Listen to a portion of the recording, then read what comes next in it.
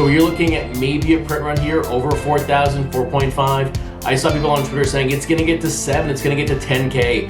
I don't think we're anywhere near that anymore in Project 2020. Only 8 copies sold. So we'll see if that picks up today or tomorrow on this card and get that card back up over 3,000. So those 8 o'clock numbers are in, and we also do not have print runs from the cards that ended on sale today on the Topps website. Welcome to episode number 103 of the Project 2020 show. My name is Chris, otherwise known on Twitter and Instagram is at CRT_sportscards. And my website is the best website you want to visit for everything related to Project 2020. It's CRTsportscards.com. Another blockbuster release day in Project 2020 with Mike Trout from Oldmanalan and a Don C. Nolan Ryan. The Don C. Nolan Ryan reminded me of the 90s, but we'll get to that here in a quick second.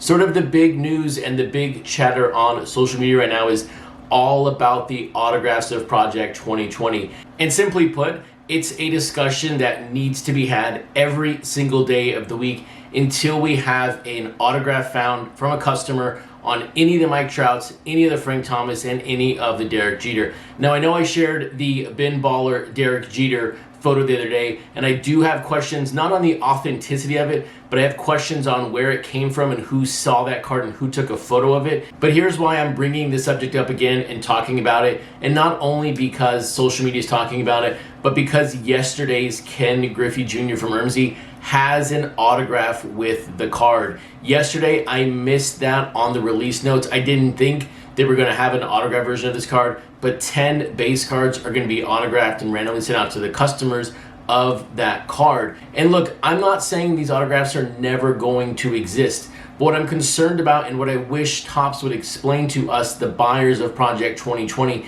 is the process behind them. With shipping being so fast right now, I don't believe for a minute they can print the Ken Griffey Jr. Ermsey, get him to sign 10, and then send them out with the regular orders. And that is why I say as of right now, tonight, and through the end of the project, and actually into the beginning of next year, or until we see the first autos show up, we should be hitting Topps every single day with questions, asking about their process. We know as a baseball card fan, if an autograph is not put out when the set releases, we get a redemption card, and we have not seen any redemptions for any of these autographs. We should be expecting these autographs to appear with our regular shipments, but they're not happening, and there's not autographs. So Topps right now is not being honest with the process, and that is why they owe us an explanation of how they're going to handle this.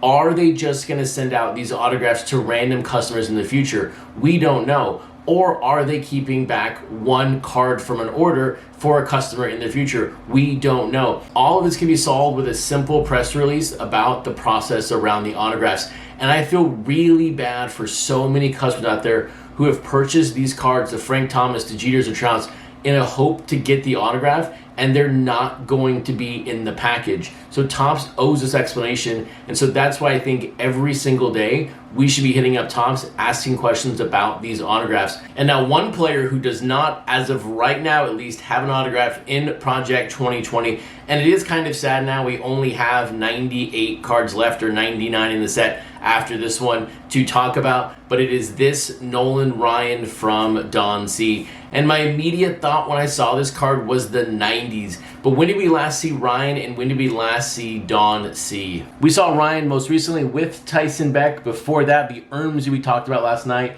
And then before that, the very blue and orange Matt Taylor. And then on Don C, we had that Don Mattingly, Mike Trout, and then the artwork he commissioned for his card for Jackie Robinson. And here's why I thought about the 90s with this card, and anyone who collected in the 90s is going to appreciate this.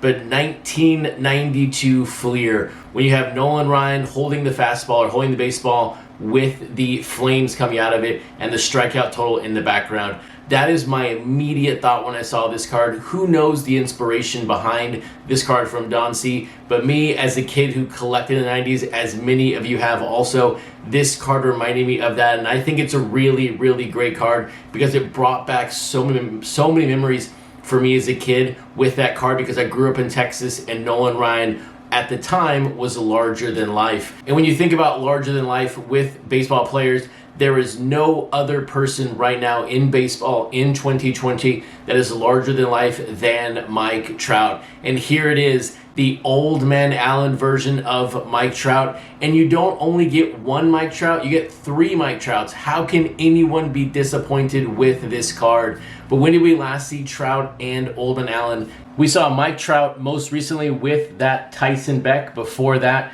the cameo with Bryce Harper from Keith Shore, and then that Don C we just spoke about. On Oldmanalan, he's had some pretty big names recently: Jeter, Frank Thomas, and then Dwight Gooden recently. And sure enough, Topps has also brought back the autograph for this card. But here it is. Prove it to me. Prove to us, the fans, there is an autograph. Stop promising something that you are not delivering on with this autograph. People have stopped buying Mike Trout cards and stopped supporting the artists by buying these cards because the autographs do not exist. So prove it to us, Topps. Prove that these autographs exist, or prove that we're going to get redemptions for these cards, because these cards are going to sell quite a bit. And after the first day of sales on this Mike Trout on eBay alone, it topped 75 pre-orders. So you're going to have another large print run, 7,000, 8,000, if not more, with the return of the autograph. We will see if it beats the Tyson Beck, because it is a different design. And then on the Don C. Nolan Ryan, very, very low pre-orders, only 12 after the first day. But that actually kind of is a lot when you think about the recent releases from the first 4 cards this week. And then looking back on the Griffey and the Jackie Robinson from Wednesday's cards, the Griffey came in at 45 after the last couple of days, and Jackie Robinson came in at 11. I still think my range on the Griffey, if there was no autograph, would be legit, but I think with the addition of the autograph, we're going to see that card possibly get over 6,000, 7,000. I still think right now 10,000, as people are theorizing out there, is just way too many cards for Griffey and Ermsey at this moment. Now, if the autographs were real and we saw them every single week when the cards were released, this would be a different story. And then on that JK5 Jackie Robinson, just 11 orders after 2 days, one less than that Ryan Don C after 1 day. So it's going to be very challenging to get over 3,000. I think this card's going to get to, but we'll see if there is a bump on the Topps.com website with people buying the bundle versus just buying one card of the day. With that, I hope you have a great evening, and I'll see you back tomorrow evening for episode number 104 of the Project 2020 Nightly News.